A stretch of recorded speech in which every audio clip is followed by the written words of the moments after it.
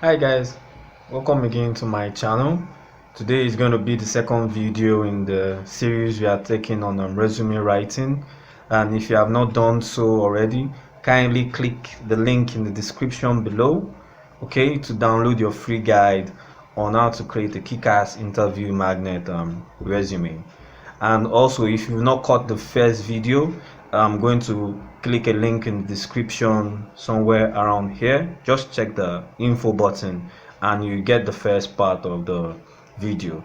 So once again, my name is Damo Akins. I work as a career consultant and I've gone across a lot of CVs, and I just felt that this video will be of help and of value to whoever is watching. So let's dive right into the video, guys.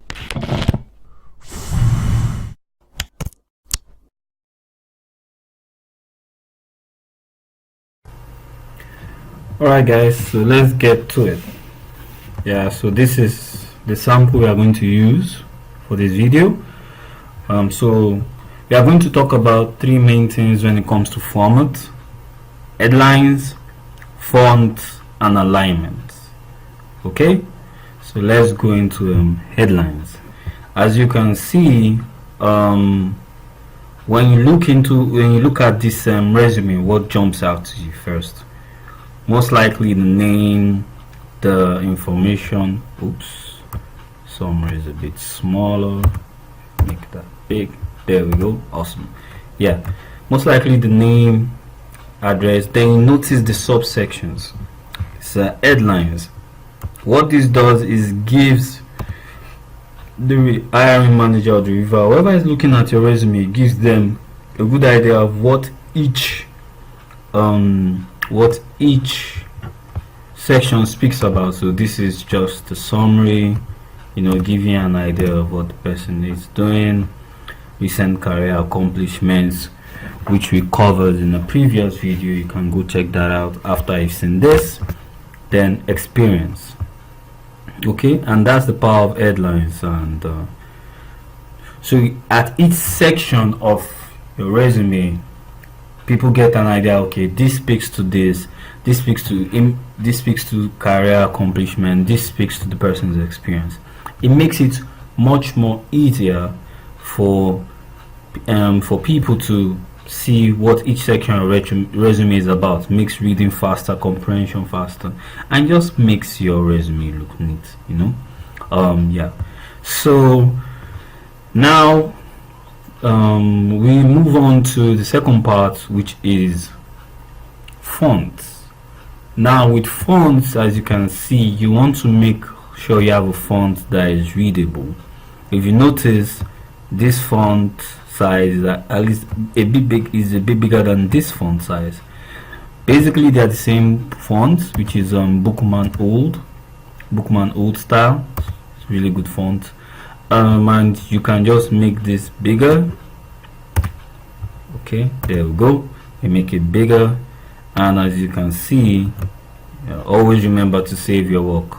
I know there might be autosave, but it always helps. I've had cases where maybe the system crashed or and just lost a lot of work. But then again, just an aside, save your work. Alright, so back to what we're talking about. So this is a good font. So you want to look for something that is easy to read. So this one font. Another font you can try out is Garamond, although alright, it looks really small. Wow. Yeah, but if you increase the font size, nope, that does not work. What do you think about this? Maybe Garamond might not be the best. Why don't we try the popular Times New Roman? The advantage Times New Roman has is that kind of default, almost everybody has come across Times New Roman. So as you can see, does that look legible? Yeah, at least based on familiarity, you know how legible it looks like. Then another font you can try out is Cambria. Yeah, Cambria has a way. I think I like Cambria because Cambria has a way of just separating letters and just making sure each letter stands out. so you don't misconstrue letters. So that's Canberra. And there was another font I came across during my days when I used to do my postgraduate, which is Tahoma. You look at that, it just pops. And this is Tahoma. Okay, this font size 12, 11, okay, 10 is a bit small, but this is at 11, this is at 12. Just want to make sure things are neat. So just to give an idea, just look for legible fonts. So based on the few fonts you just tried out now, you can see Bookman Old, which is this. It's not so bad. We have Times New Roman, Diamond, which you thought would be a winner, might not really be the way to go. Talma is looking alright. But we also have Geo Sans. Let's give that a whirl. You literally just need to like type the first few words, and where do you load what is there. So if you type G, it will most likely bring out stuff with G. So this is Geo Sans. I think that's a good font as well. Okay, so that's just talking about font. So look for a font size that is easily legible to you. Remember, sometimes this will not be read on the desktop, it will be read on the mobile phone where there's a smaller screen. So make sure you are using an easily legible font. Please stay away from graphic fonts like this. It's not really the best. Looks like cursive writing. So stay away from this kind of fonts. You can use this in other documents, but not for your resume. Remember, you are trying to positively affect the perception of whoever is reading your resume, so you can keep this for your personal documentation. Okay, so let's go back to, let's just leave that Tahoma for now. Okay, so now we move on to alignment. Guys, it's very important to always have good alignment. Okay, always have good alignment. Now you see the headlines are showing, the fonts on check, but then you come here and you see this and you're just wondering like, what is this? This is not the way it's supposed to be. You jumbled too much information there. We're having the company person worked for, their job role, and their year is all jumbled up together. Now a way to sort this out and make things look more neat is to take the year and bring it to the extreme right. That can be sorted out by just tapping the tab key on your screen. Okay, just on your desktop, on your keyboard, tapping the tab, and that pushes the year to the extreme right. Once again, tab, there we go. Now in the case whereby you might have something like this, whereby this is a very long amount of text, even when you tab, you see it bounces to the next stage. You could use the space bar, and if you are not happy with it, you could always take this to the next line. Alright, get rid of the comma, then tab, just take it to the extreme end. Use some space bar to do that. Okay, so use your tab and space bar, just make it neat. Now we are not done yet. We want to make it easy for the recruiter, the hiring manager, whoever is looking at your resume or CV, to have a good idea of certain key information. What are the key information here? Where you worked, your job role, and the length of time you did it. That is very important, especially we having a lot of JDs asking for years of experience.